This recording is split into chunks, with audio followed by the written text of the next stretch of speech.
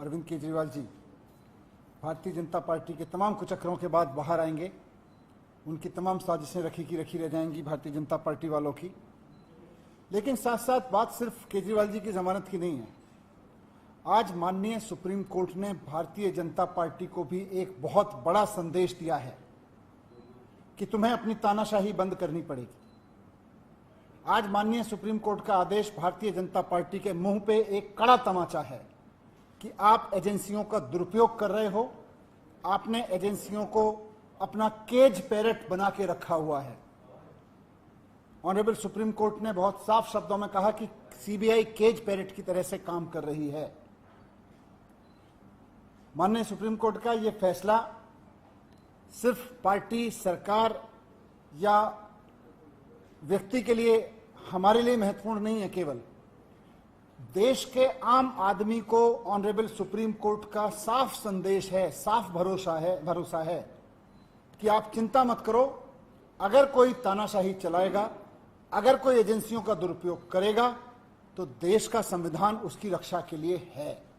संदेश साफ है ऑनरेबल सुप्रीम कोर्ट का कि तानाशाही के खिलाफ देश का संविधान हर आम आदमी के लिए रक्षा के लिए है।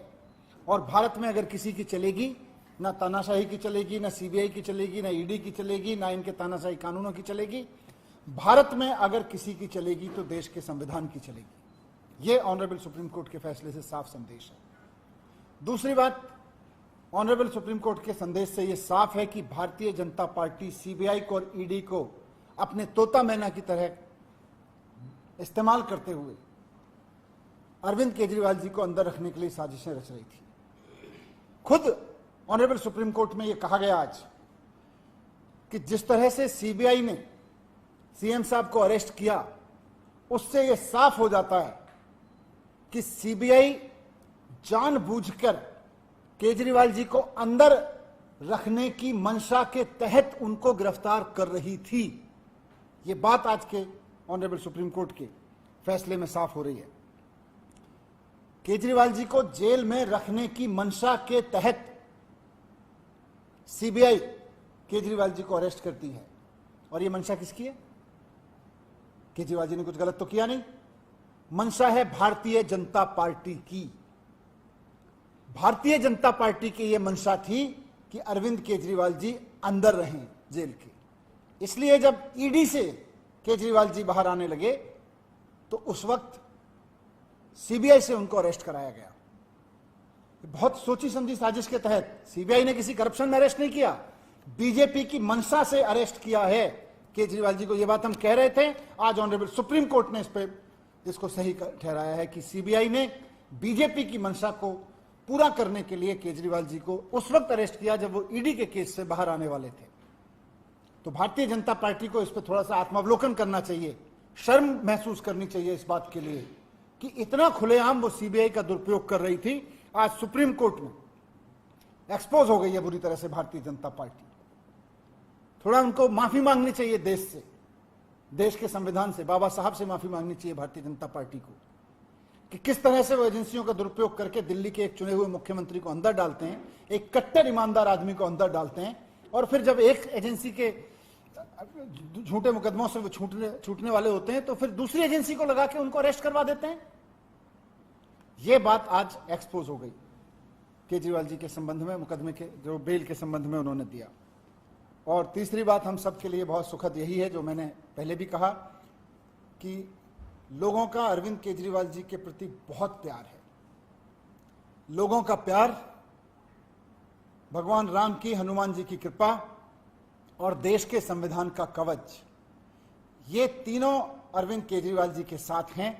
और जब तक लोगों का प्यार अरविंद केजरीवाल जी के साथ है, जब तक भगवान राम की, हनुमान जी की कृपा अरविंद केजरीवाल जी के साथ है, जब तक देश के संविधान का रक्षा कवच अरविंद केजरीवाल जी के साथ में है, केजरीवाल जी जैसे कट्टर ईमानदार आदमी का कोई कुछ नहीं बिगाड़ सकता। तानाशाह हुकूमत जिसने ईडी और सीबीआई को मिलाकर झूठ का पहाड़ खड़ा किया, अरविंद केजरीवाल को बदनाम करने के लिए, आम आदमी पार्टी को बदनाम करने के लिए, हमारे नेता और हमारी पार्टी को खत्म करने के लिए। लेकिन आज मनीष सिसोदिया जी की रिहाई, उसके बाद बाकी सारे लोगों की रिहाई, और अब हमारे पार्टी के मुखिया अरविंद केजरीवाल जी की रिहाई ने यह साबित कर दिया है कि भारतीय जनता पार्टी के झूठ का पहाड़ ध्वस्त हो चुका है। माननीय सर्वोच्च न्यायालय का फैसला, जिसमें साफ तौर पे कहा गया कि जब ईडी से उनको जमानत मिल गई तो 22 महीने बाद वो सीबीआई सो के जागती है, जिसने 22 महीने पहले केजरीवाल जी से पूछताछ की थी, 22 महीने बाद सो के जागती है कि केजरीवाल को अरेस्ट करना है। इसका मतलब सीबीआई की अरेस्ट, ईडी की अरेस्ट, ये अपने खुद की जांच एजेंसी की अरेस्ट नहीं थी, नरेंद्र मोदी सरकार के द्वारा कराई गई अरेस्ट थी।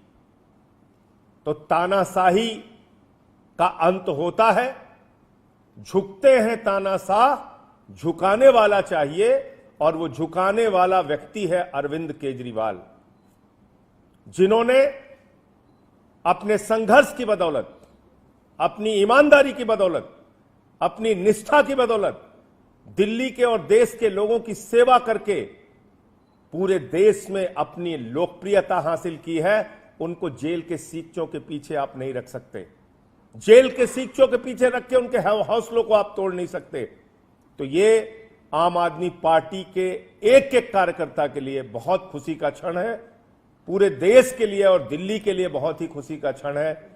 अब हरियाणा और दिल्ली के रण में भारतीय जनता पार्टी को बुरी तरीके से हम लोग पराजित करेंगे, और केजरीवाल जी के बाहर आने के बाद उस अभियान में भी बहुत बड़ी मजबूती मिलेगी। आज फिर से एक बार सुप्रीम कोर्ट ने यह कहा कि सीबीआई सरकार का तोता है।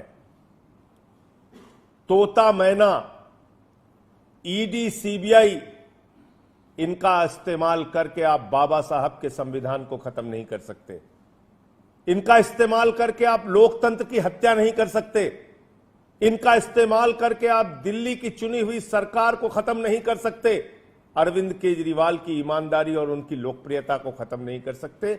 यह सुप्रीम कोर्ट के फैसले से साबित हुआ है।